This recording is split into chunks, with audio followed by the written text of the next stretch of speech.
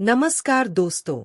आज हम आपको हिंदू धर्म के उस महान देवता के बारे में बताएंगे जिन्होंने इस संपूर्ण ब्रह्मांड की रचना की, जिनके मुख से वेदों का उद्गम हुआ, जिनकी शक्ति से समय, आकाश, पृथ्वी और जीवन की शुरुआत हुई। आज का विषय है भगवान ब्रह्मा, सृष्टि के प्रथम देवता और त्रिमूर्ति के रचयिता।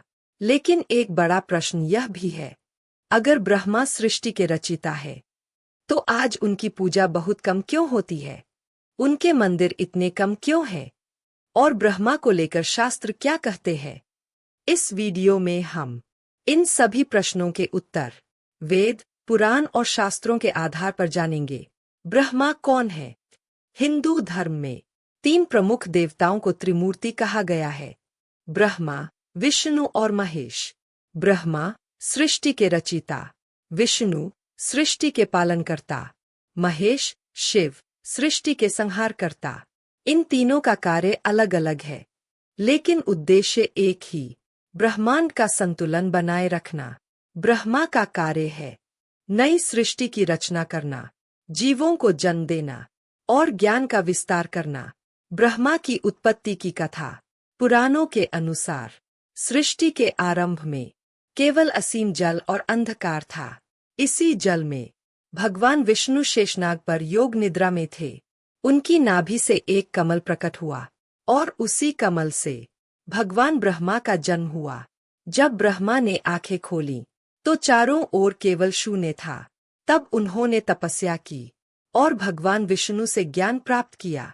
इसके बाद ब्रह्मा ने सृष्टि की रचना आरंभ की।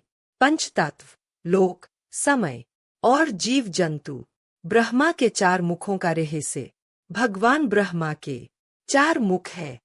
इन 4 मुखों का अर्थ है 4 दिशाएं, 4 वेद, ऋग्वेद, यजुर्वेद, सामवेद और अथर्ववेद।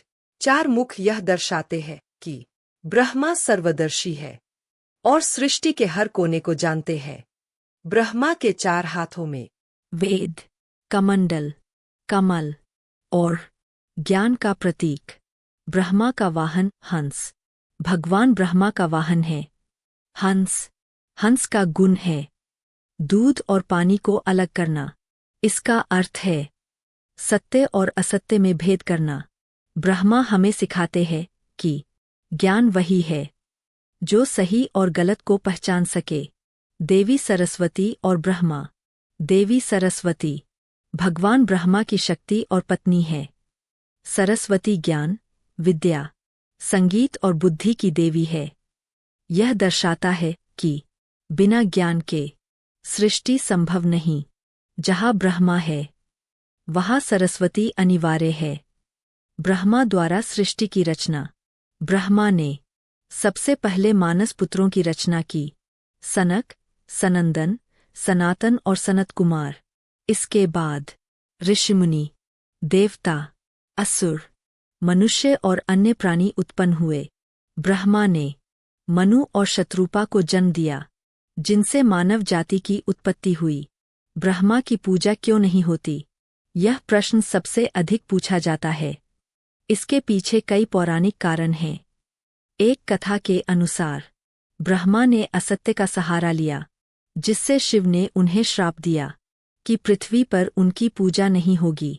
दूसरी कथा में देवी सरस्वती के अपमान का उल्लेख है, जिससे पूजा सीमित हो गई। हालांकि शास्त्र यह भी कहते हैं कि ब्रह्मा की पूजा सूक्ष्म रूप में हर यज्ञ और हर मंत्र में होती है। भारत में ब्रह्मा का मंदिर। भारत में भगवान ब्रह्मा का सबसे प्रसिद्ध मंदिर है पुष्कर, राजस्थान। यह दुनिया का अत्यंत दुर्लभ ब्रह्मा मंदिर है। इसके अलावा कुछ छोटे मंदिर भारत और विदेशों में भी है। ब्रह्मा और समय की अवधारणा। शास्त्रों के अनुसार एक ब्रह्मा का एक दिन 4 युगों के 1000 चक्रों के बराबर होता है। यह दर्शाता है कि ब्रह्मा केवल सृष्टि के रचयिता नहीं, बल्कि समय के नियंत्रक भी है। ब्रह्मा से हमें क्या सीख मिलती है? ज्ञान का सम्मान, अहंकार से दूर रहना, सत्य का मार्ग, सृजन और सकारात्मकता। ब्रह्मा हमें सिखाते हैं कि रचना वही श्रेष्ठ है जो कल्याणकारी हो। निष्कर्ष, भगवान ब्रह्मा पूजनीय कम हो, लेकिन महत्वहीन नहीं।